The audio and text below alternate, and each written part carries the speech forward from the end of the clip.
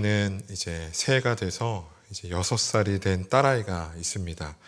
제가 좀 안아보려고 하면 늘 양치는 했는지 면도는 했는지 체크하는 녀석이지만, 안 하면 하고 오라고 이렇게 체크하는 녀석이지만, 무슨 말을 해도 무슨 행동을 하더라도 너무나 이뻐 보이는 딸이 있습니다. 왜 이렇게 이쁠까 생각해 본 적이 있는데, 아내보다 저를 더 닮아서 이뻐 보이는 것 같습니다. 왜 웃으시죠? 지금 제 모습에서는 찾아볼 수 없지만 어렸을 적 제 모습과 많이 닮았는데, 그래서 더 이뻐 보이는 것 같아요. 부모가 되기 전에는 가지지 못했던 것인데, 부모가 되면서 가지게 되는 생각과 감정들이 참 많은 것 같아요. 그 중에 하나가 있다면, 나처럼은 되지 않았으면 좋겠다. 이런 건 나를 닮았으면 좋겠다. 이런 건 나처럼 가지고 있었으면 좋겠다. 나와 같이 되었으면 좋겠다. 이런 생각들이 결혼을 하고 자녀를 가지면서 가지게 된 생각 중에 하나가 아닌가 생각됩니다. 그렇지 않습니까? 자녀도 없는데, 내 자녀가 아닌데, 자녀도 없는데 그렇게 생각할 수 있겠습니까?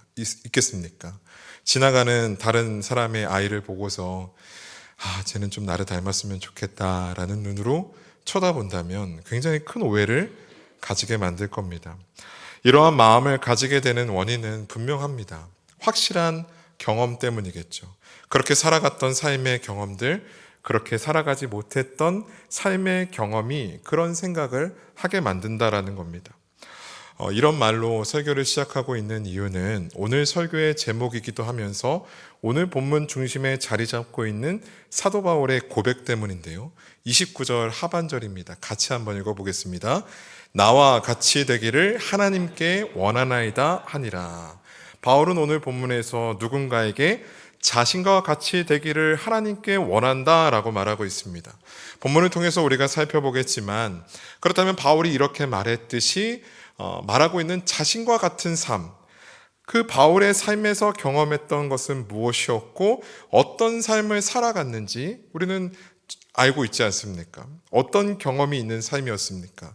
다메섹 도상에서 예수 그리스도를 만나게 되었고, 소명을 받아서 이방인의 사도로서 수많은 핍박과 모욕을 당함에도 복음이신 예수 그리스도를 담대하게 전했던 삶, 그것이 바울이 살아냈던 삶이었고 바울이 경험한 삶이었습니다.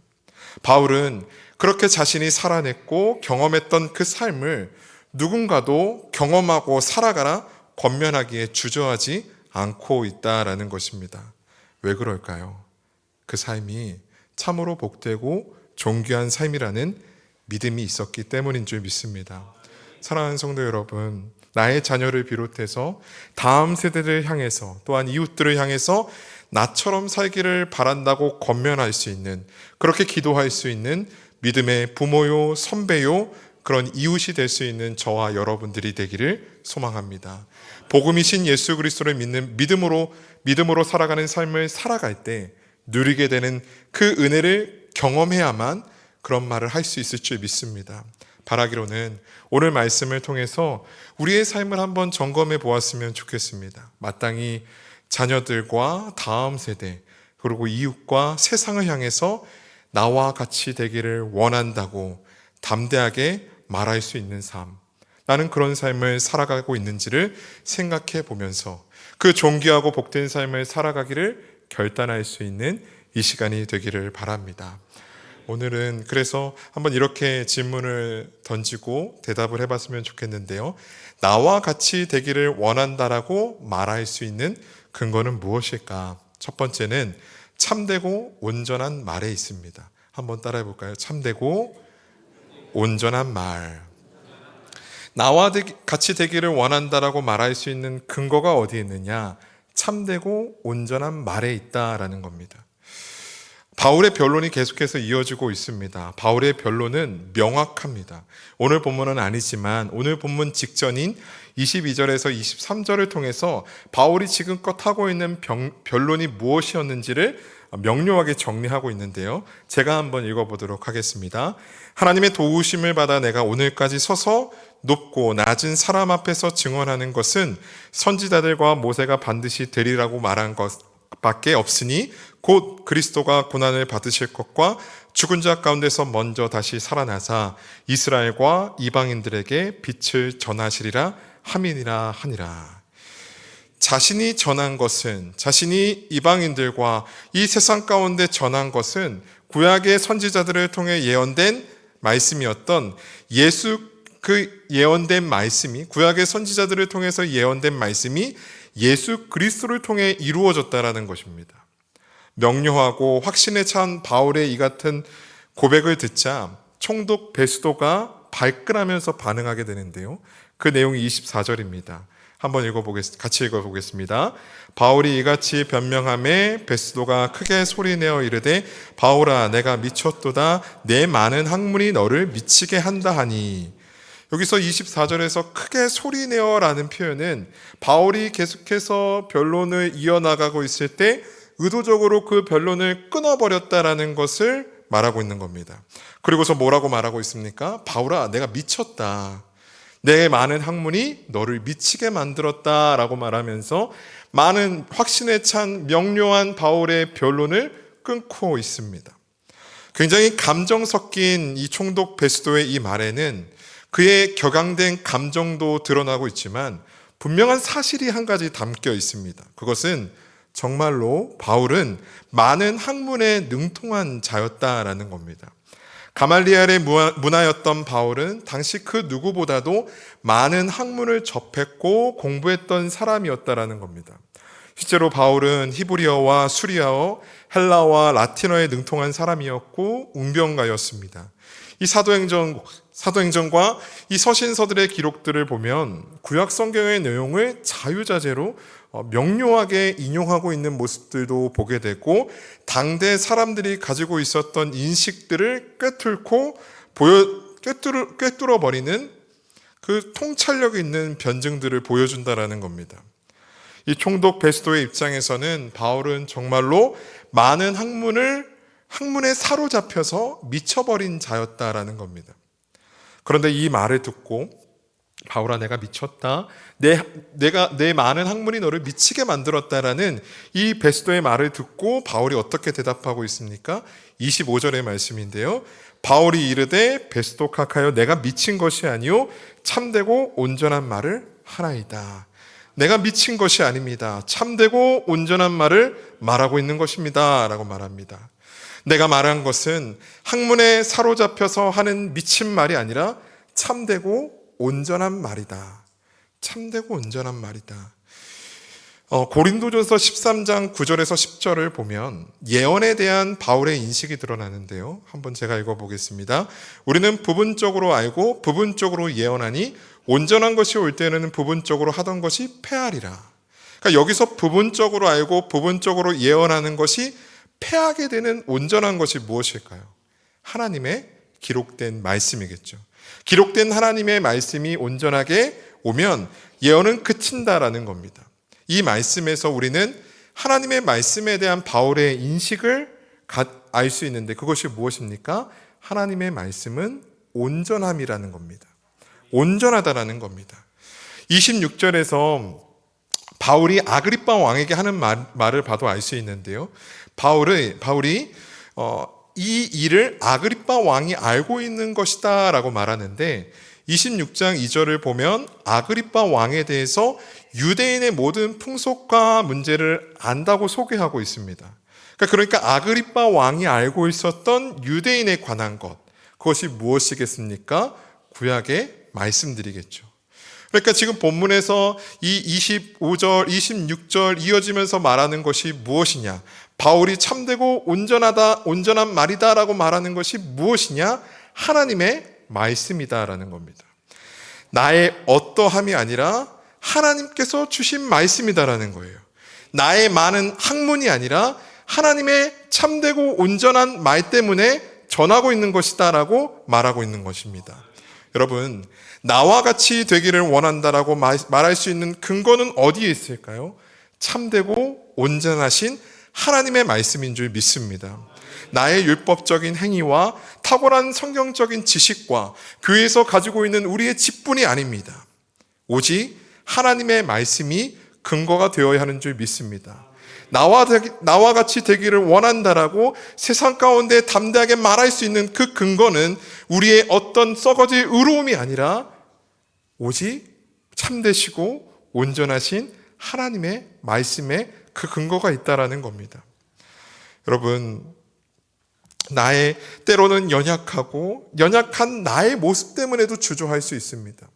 나와 같이 되기를 원한다라고 말할 때 나의 모습, 연약하고 부족한 나의 모습을 보면서 우리가 담대하게 그렇게 말하지 못하는 우리의 연약함도 있지 않습니까? 나와 같이 되기를 원한다라고 말하기에 주저하게 만드는 우리의 연약함들이 보일 때가 있다는 겁니다. 그런데 그것도 아니라는 것입니다. 우리가 다음 세대와 세상을 향해서 담대하게 복음이신 예수 그리스도를 주라 고백하는 하나님의 자녀된 그 삶, 나와 같이 되기를 바란다라고 말할 수 있는 그 삶의 근거는 참되고 온전하신 하나님의 말씀이라는 사실을 믿으시기를 바랍니다. 내 의로움을 앞세우지 마시고 때로는 내 연약함에 주저하지 마시기 바랍니다. 참되고 온전하신 하나님의 말씀에 붙잡혀서 세상을 향해 복음이신 예수 그리스도를 증언할 수 있는 우리의 삶이 되기를 소망합니다. 바울이 베스도와 왕과 총독 앞에서 많은 군인들 앞에서 담대하게 나와 같이 되기를 원한다라고 말하는 그 근거는 자신이 가지고 있었던 많은 학문적 배경이 아니라 참되고 온전하신 하나님의 말씀이었다라는 겁니다. 우리도 할 수 있는 줄 믿습니다. 세상 가운데 참되고 온전하신 하나님의 말씀을 붙잡고 말씀이 육신이 되어 이 땅 가운데 오신 복음이신 예수 그리스도를 증거하는 삶, 그 삶을 우리가 살아갈 수 있는 줄 믿습니다. 담대히 사상 가운데 나와 같이 되기를 원한다. 그분을 주라 고백하는 삶, 하나님의 자녀된 삶, 너도 나와 같이 되기를 원한다고 나의 연약한 모습에 근거한 것이 아니라 나의 썩어질 의로움에 근거한 것이 아니라 참되고 온전하신 하나님의 말씀에 근거해서 세상 가운데 담대하게 그렇게 선포할 수 있는 저와 여러분들이 되기를 소망합니다. 두 번째로 나와 같이 되기를 원한다라고 말할 수 있는 근거는 무엇일까? 첫 번째는 참되고 온전한 말이었습니다. 두 번째는 나의 삶의 모든 시간이 하나님의 때라는 믿음 때문에 우리는 나와 같이 되기를 원한다라고 말할 수 있다라는 겁니다. 격양된 총독 베스도의 말에 바울은 결코 주눅들지 않았습니다. 왜 이렇게 겁이 없었을까요? 답은 쉽습니다. 겁먹을 이유가 없기 때문이죠. 이 총독과 왕, 군인들 앞에 서 있는 모습을 보고 많은 사람들 눈에는 바울의 생명의 연수가 그들의 손에 달려있다라고 생각했을 것입니다. 그들이 판단하고 그들이 결정 내리는 것에 따라서 그들의 생명이 그 바울의 삶이 끝날 수 있다라는 시선으로 바라봤을 것입니다. 그런데 바울은 그렇지 않았다라는 겁니다. 바울에게 이곳은 자신의 생명의 연수가 달려있는 곳이 아니었습니다. 그렇다면 바울에게 이곳은 어떤 곳이었을까? 복음이신 예수 그리스도를 증언할 수 있는 자리였을 뿐이다라는 겁니다. 27절의 말씀인데요. 같이 한번 읽어보겠습니다. 아그리빠 왕이여 선지자를 믿으시나이까? 믿으시는 줄 아나이다. 선지자들을 통해서 예언된 자, 이스라엘과 이방인들에게 빛을 전하는 자로 오신 예수 그리스도를 믿냐고 묻고 있습니다.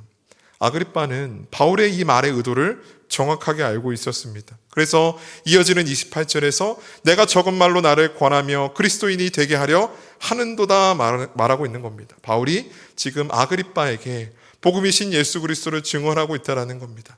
그도 예수 그리스도를 주라 고백하는 자로 세워지기 위해서 복음을 전하고 있다는 겁니다. 바울은 왕과 총독 앞에 서 있는 이곳을 어떤 곳으로 여기고 있고 어떤 곳으로 사용하고 있습니까? 복음이신 예수 그리스도를 증언하는 자리로 삼고 있다는 겁니다. 그래서 담대하게 선포하고 있는 것입니다. 오늘 내 말을 듣는 모든 사람도 다 이렇게 결박된 것 외에는 나와 같이 되기를 하나님께 원하나이다 하니라. 그곳이 자신의 생명의 연수가 달려있는 자리라고 생각되었다면 어찌 복음을 전하는 자리로 삼을 수 있었겠습니까? 바울은 그곳이 자신의 생명의 연수가 달려있는 죽을 수 있는 그 자리가 아니라 복음을 전하는 그 자리, 주님께서 나를 통해서 이루고자 하시는 그 뜻을 이루는 자리로 믿었다라는 것입니다. 예수 그리스도를 나의 구주로 영접하고 그분을 증거하는 삶 살아가기를 주저하지 않는 나 바울과 같이 되기를 원한다고 선포하고 있습니다. 바울은 자신을 죽일 수 있는 권한을 가진 그 결정권자들 앞에 서 있는 이 순간이 나를 통해 복음이 전해지기 바라는 하나님의 때라고 믿고 있었다라는 겁니다. 그래서 담대하게 선포할 수 있었습니다. 나와 같이 되기를 원한다. 아니요, 사실 바울은 이 순간뿐만이 아니라 왕과 총독들과 군인들 앞에 서 있는 이 순간뿐만이 아니라 자신의 삶의 모든 순간, 모든 여정이 자신을 통해 이루고자 하시는 하나님의 뜻이 이루어지는 하나님의 때라는 믿음을 가지고 있었습니다. 29절의 바울의 말을 듣고 반응하고 있는 사람들의 말들을 통해서 우리가 그 사실을 생각해 볼 수 있는데요. 30절에서 31절까지의 말씀인데요. 제가 한번 읽어보겠습니다. 왕과 총독과 버니게와 그 함께 앉은 사람들이 다 일어나서 물러가 서로 말하되 이 사람은 사형이나 결박을 당할 만한 행위가 없다 하더라. 바울의 말을 들은 사람들이 바울에게 사형이나 결박을 당할 만한 행위가 없다고 말하고 있습니다. 이 자리 앞에서 법정에 섰다가 감옥에 갇혔다가 왕과 총독들, 군인들 앞에서 신문을 당할 필요가 그에게 없었다라는 겁니다. 그렇다면 바울은 왜 지금 여기에 서 있는 것입니까? 하나님은 왜 바울을 이 자리에 세우신 것입니까? 오늘 본문 마지막 절인 32절은 우리에게 그 사실을 분명하게 말하고 있습니다. 32절 말씀인데요. 이에 아그리빠가 베스도에게 이르되 이 사람이 만일 가이사에게 상소하지 아니하였더라면 석방될 수 있을 뻔하였다 하니라. 이 바울은 25장에서 앞전 25장에서 자청하여서 가이사에게 상소하였습니다. 그러니까 사람들이 바울의 이 상소에 대해서 말하고 있는 것이죠. 바울이 가이사에게 상소하지 않았더라면 지금 이미 자유의 몸일 것이다 라는 겁니다. 우리 앞에 서 있을 필요도 없는 자다라고 말하고 있는 겁니다. 왕과 총독과 많은 군인들 앞에 서 있을 필요도 없었다라는 거예요. 스스로 가이사에게 상소하였기 때문에 우리 앞에 서 있는 것이다 라고 말하고 있습니다. 그렇다면 바울은 왜 가이사에게 상소한 것입니까? 분명합니다. 로마로 가야 했기 때문입니다. 그곳에서 복음이신 예수 그리스도를 증언해야 했기 때문입니다. 바울은 그리고 끝내 로마로 들어가게 됩니다. 그리고 그 로마에서 바울은 무엇을 행합니까? 사도행전 마지막 절은 바울이 끝내 로마에 가서 무엇을 이루었는지를 보여주고 있습니다. 마지막 사도행전 28장 31절의 말씀인데요. 같이 한번 읽어보겠습니다. 하나님의 나라를 전파하며 주 예수 그리스도에 관한 모든 것을 담대하게 거침없이 가르치더라. 아멘.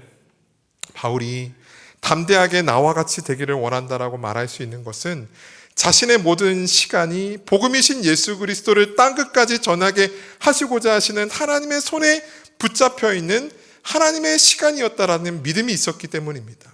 자신이 살아가는 그 삶의 모든 시간들이 하나님의 뜻을 이루고자 하나님께서 나를 붙잡아 주셔서 사용하시는 하나님의 때라는 믿음이 있었기 때문에 그 모든 곳에서 어디에 서 있든 어디를 향하든 그 모든 곳에서 복음이신 예수 그리스도를 증언하기에 주저하지 않았다라는 것입니다. 사랑하는 여러분, 나의 삶의 모든 시간이 하나님의 때라는 믿음을 가지시기를 바랍니다. 때로는 우리가 나의 가정만큼은 내가 복음을 전할 곳이 아니지, 또 때로는 나의 직장만큼은, 사업장만큼은 그것은 좀 세상처럼 살아가야지라는 마음 품을 때가 있지 않습니까? 세상 속에서 만나는 수많은 관계들 속에서 그래도 이 관계에서는 내가 그리스도인으로 하나님의 자녀로 살아가는 것보다는 그와 똑같은 모습으로 살아가는 우리의 모습들이 있지 않습니까? 근데 여러분, 우리는 반드시 기억해야 됩니다. 우리의 모든 삶의 자리에서 그들에게 세상을 향해 나와 같이 되기를 원합니다. 하나님의 자녀된 삶, 나와 같이 너희가 되기를 원한다고 말할 수 있는 것은 나의 모든 삶의 순간들이 하나님께서 들어 사용하여 주시는 시간이다라는 것. 나의 모든 시간들을 통해서 내가 거하는 모든 장소와 그 시간들을 통해서 하나님은 하나님의 뜻을 이루기 원하신다라는 것. 그것을 기억한다면 우리는 주저하지 않고 나와 같이 되기를 원한다고 복음이신 예수 그리스도를 증거할 수 있는 줄 믿습니다. 나를 살아가게 하시는 모든 일상에서 복음이신 예수 그리스도를 증언하는 삶을 살아가는 저와 여러분들이 되기를 소망합니다. 말씀을 맺겠습니다.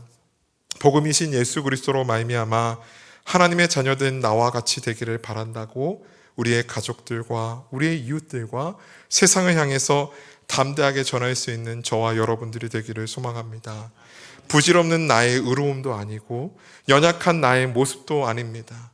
참되고 온전하신 하나님의 말씀 때문에 그 말씀이 육신이 되어 이 땅 가운데 오신 예수 그리스도 때문에 우리는 나와 같이 되기를 원한다 전할 수 있는 줄 믿습니다.